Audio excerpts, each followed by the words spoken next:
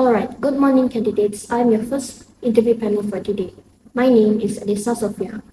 As for your interview assessment, it is about Cooperative Society. To start off, let me briefly explain about Cooperative Society to give you an overview of your assessment. A cooperative society means any society registered under the Cooperative Societies Act 1993. It is incorporated under Companies Act 2016. Under Cooperative Societies Act 1993, cooperative society means an autonomous association of persons united voluntarily to meet their common economic, social, and cultural needs in aspiration to a jointly owned and democratically controlled enterprise. A cooperative society has cooperative principles, which are voluntary and open membership, democratic member control, member economic participation, autonomy and independence, education, training and information, cooperation among cooperative society, and concern for community. The Act accords special incentives to cooperative societies to promote their development for the benefits of the community.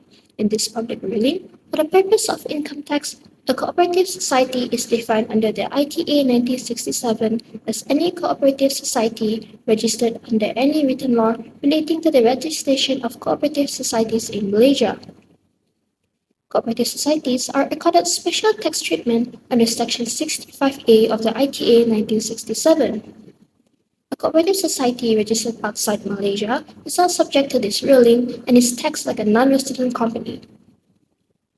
A cooperative society is required to distribute a portion of its audited net profit for each financial year to its reserve fund, the Cooperative Education Trust Fund, and Cooperative Development Trust Fund. That's all from me. Let us start with candidate 1. You will explain about exemption for cooperative society for the first 5 years and after 5 years of the commencement date. You may start now. Hi, good morning Miss Elisa. I am candidate 1. My name is Felicia Natana Bundan. I am graduate of Bachelor of Accountancy with honors from UiTM Samarahan Campus, Sarawak. I will be presenting about exemption for the first 5 years and after 5 years of commencement regarding cooperative society. The exemption under Schedule 6 of the ITA 1967 has two parts. First is the first 5 years. A newly registered cooperative society is exempt from any tax on any income for a period of 5 years commencing from the date of registration. Second is after 5 years. A cooperative society which has been registered for more than 5 years is exempted from tax only if its members' funds, as at the first day of the basis period for a year assessment, is less than 750,000 ringgit. This schedule here is an example of exemption for the chargeability of income tax for a period of 5 years from the date of registration of a cooperative society. Okay, good morning candidates. I will be your second interview panelist for today. My name is Elsa Selena. You can call me Miss Elsa. Let's start with candidate 2. You will explain the accessibility of receipts. You may begin now. Hey Miss Elsa, I am Shadatul Alia, candidate number 2, and I'm from UiTM Campus Samarahan with a Bachelor in Accountancy.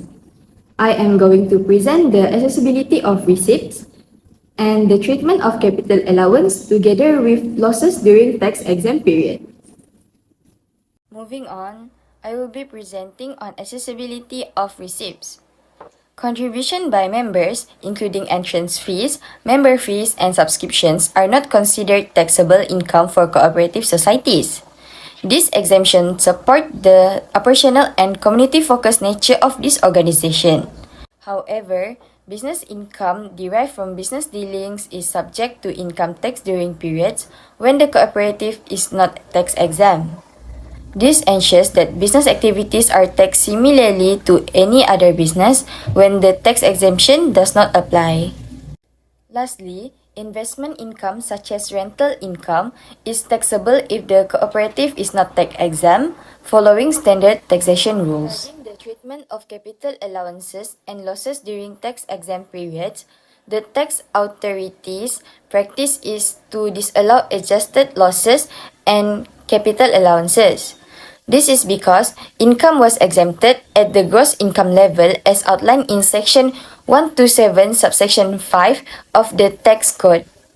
However, the case law MCI Society Limited versus Director General of Inland Revenue provides a significant clarification.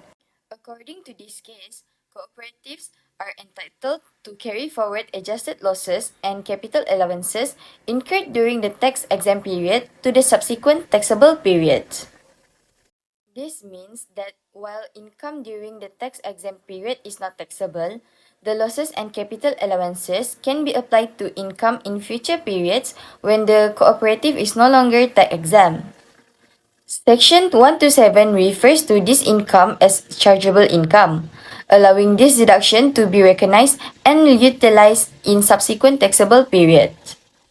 This approach ensures that cooperatives can benefit from these adjustments, aligning with a fair taxation practice. Moving on to the third candidate, you will be given a subtopic of special deduction. You may begin now. Good morning, Miss Elsa. First of all, I would like to extend my deepest gratitude for this opportunity. My name is Aliba Rehana binti Unus, and I recently graduated from UITM Sarahan with my degree in accountancy with honor. I specialize in taxation, and today I will delve deeper into special deduction, Section 65A. The chargeable income of a cooperative society is calculated in the same way as a company. However, there are certain items that are deducted from the total income for any year of assessment in order to arrive at the chargeable income. Any dividend paid, credited, or distributed to members by cooperative society is exempt from income tax for the members.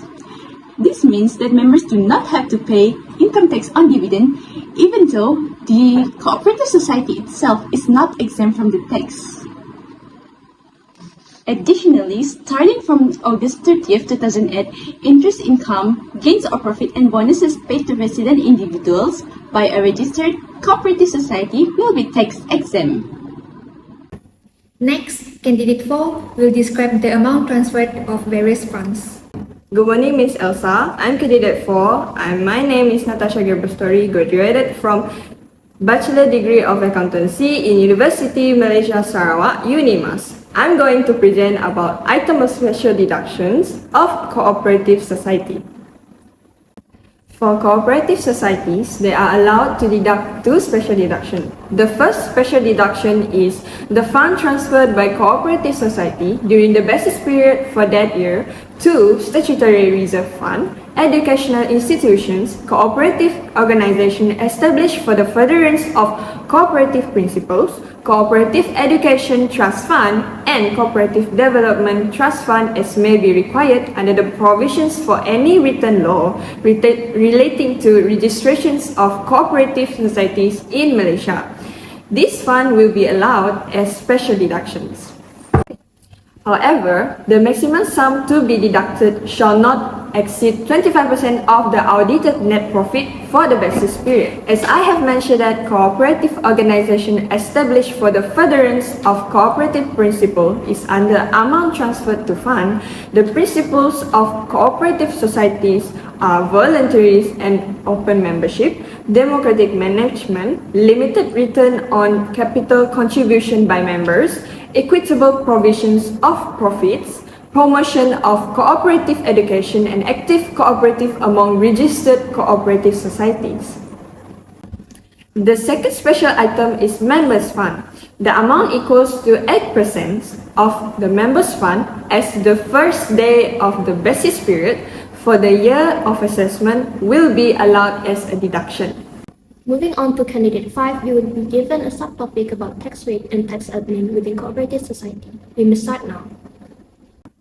Hi, Miss Elisa, and good morning. I am candidate 5, and my name is Elsie Kevin Gindu Anak Jerry Jerah. I earned my honors bachelor degree in accountancy in UITM campus Samarahan. My presentation will focus on tax rate and tax administration. Form C1 must be submitted by a cooperative society within 7 months from the year's end. The tax rate for cooperative society is as follows. It is subjected to scaled rates as outlined in Part 4, Schedule 1 of Income Tax Act 1967. That's all for the interview session today. The result will be out on next Monday through email. Thank you and have a nice day.